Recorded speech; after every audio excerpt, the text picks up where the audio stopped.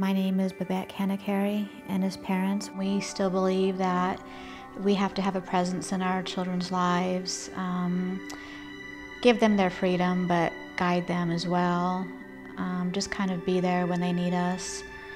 And just really there for our kids. And when they fall, we can, pick them up and tell them to go again. And, they have to learn on their own. I mean, we never, think that anything bad will happen when they get their stitches or whatever. That's usually the worst thing that can ever happen to our kids, if they get stitches or break a bone or something like that, So,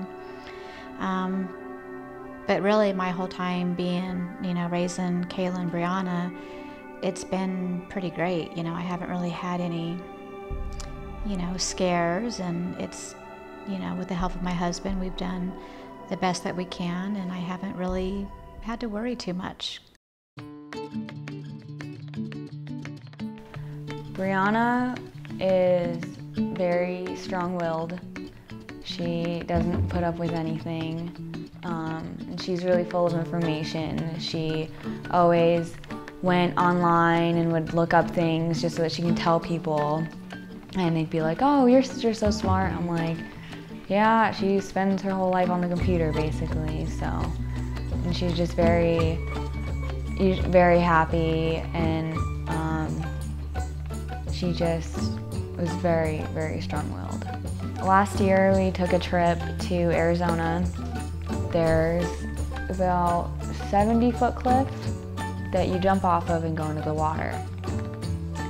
I was like, hell no, I'm not doing that. And Brianna's like, well, I'm gonna do it. And I was like, okay, whatever. Oh my God, she did it. Because I just jumped off probably a 20-foot one. And I was like, oh my God, this is enough. Like, my stomach dropped, I think I'm gonna die. And she just jumped off the 70-foot cliff, and I couldn't believe it. And no matter, she doesn't really think of the consequences. She just kind of does it, and she's like, okay, now I have to go do something else. She always, always, always wanted to use my stuff without asking, and eventually that stuff would get ruined. So then I am searching for something, and she has it, and she won't tell me. So I have to wait till she's not home, go into her room, look in the dirty clothes, and there it is. And I would even tell her, Brianna, if you want to borrow something, just ask me, because then at least I know that you have it. And then if you ruin it, then I can blame you because you took it from me.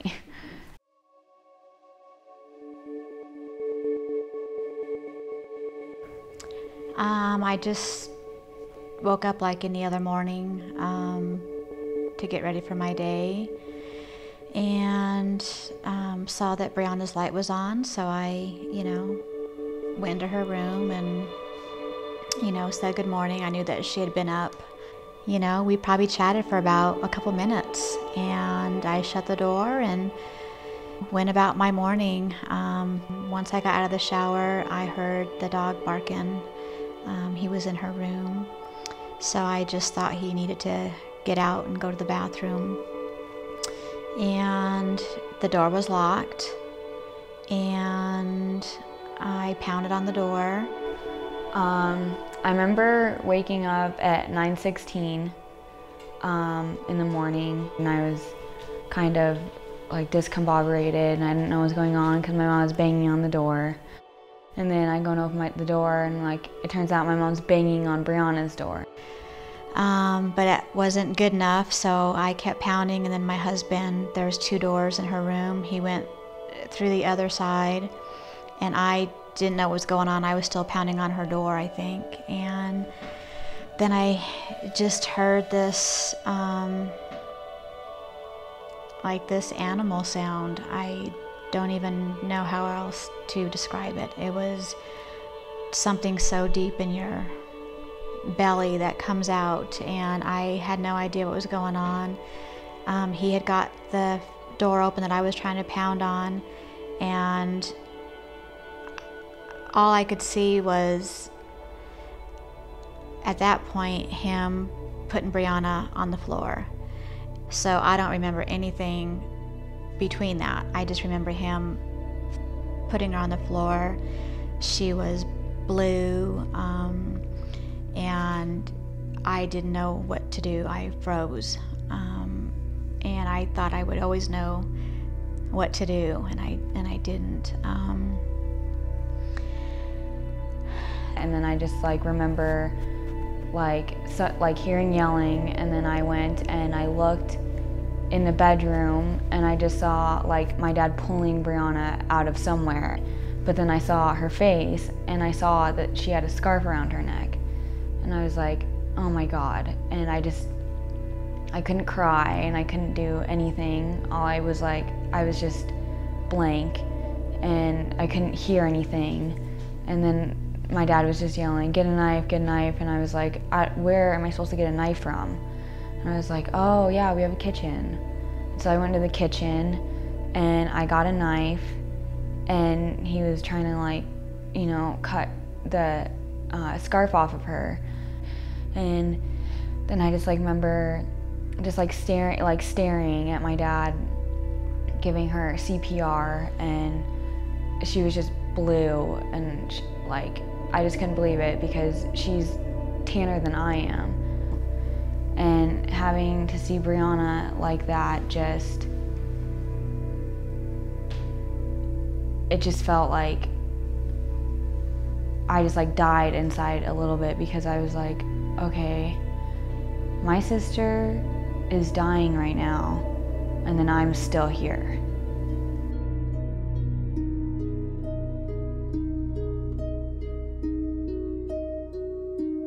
And I remember I went home that night to go get clothes, and I just went in my closet and I gave her all of my band t-shirts that she liked, and I wrote a note and I said, these are for you when you get home.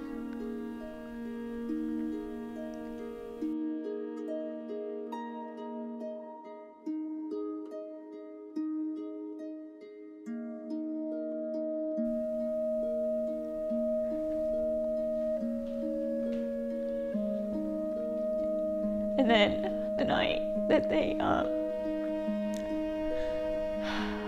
had to take her away, I wanted to go with her. I was screaming and telling them to bring her back because she couldn't leave. She couldn't leave me like this, and I just couldn't feel my body anymore, because the second that she left, I just felt empty. And then, how was I supposed to go on doing anything when she's being taken away and she's not ever gonna come back?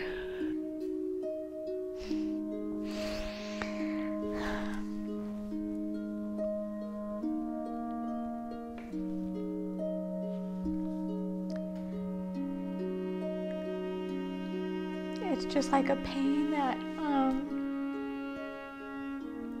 like I would rather have a knife just going in and out of my body, because we never think that our children would be in such pain, that we would see them go through it. So it's just it's like an unbearable thing. I mean, it's so hard to describe. It really is. Like, I really would rather be her. I would rather her be, looking down at me. Because she's just 12, and so you feel everything inside, and it's just hard to describe. It's too hard.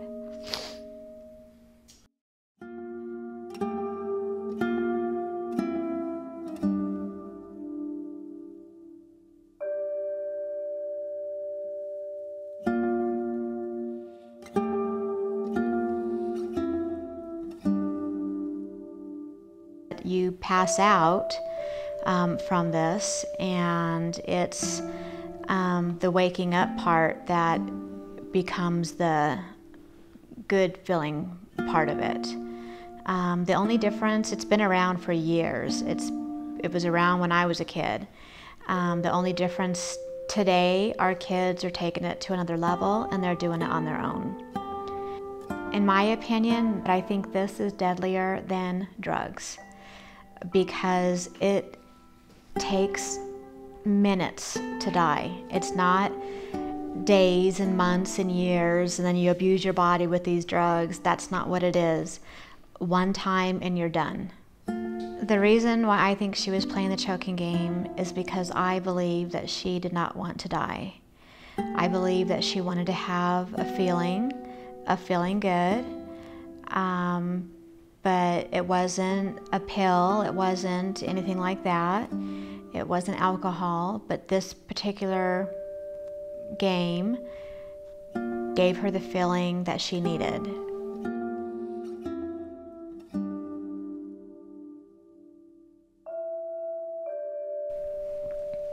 I would tell them that, you know, things might be hard, but there's always tomorrow, and you'll always wake up and it'll always be a new day.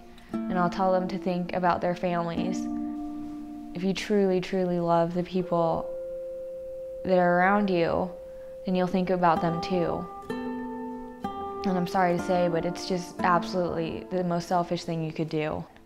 And then if kids were thinking about playing the choking game, first I would tell them that they're stupid for even thinking about doing it. And then I would tell them, okay, if you want to do this, do you want to hear about how Brianna looked like when she was in the hospital? Do you want to hear about what she did? Do you want to hear about what I had to see? They'll see blue. They'll see somebody hanging from wherever they are.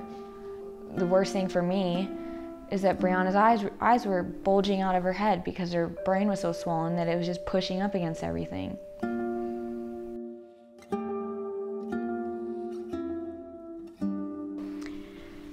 I wish I would have known this before, but this is stuff that I'm learning, that suicide is the second cause of death in our children in Colorado. Not the 10th or the 20th, but the second.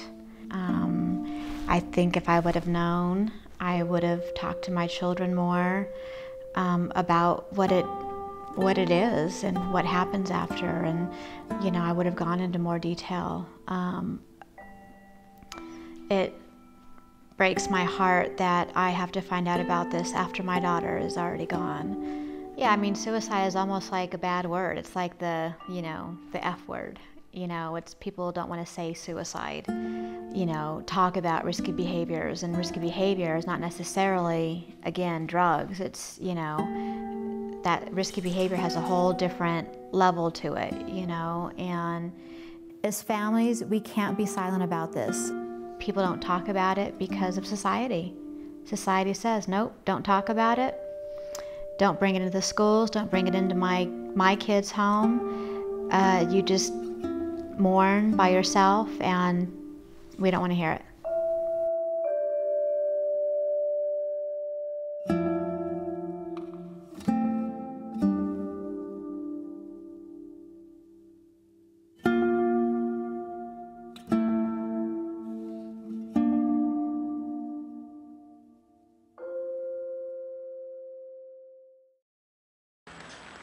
Hi, I'm Brianna. I'm going to be singing Bring Me to Life by Evanescence. I hope you like it. It's my second favorite song from Tony Kit. I hope you like it. I already said that, but I will. I have a messed up laptop. This is my favorite of my life. Patterson's is boring. Isn't she pretty?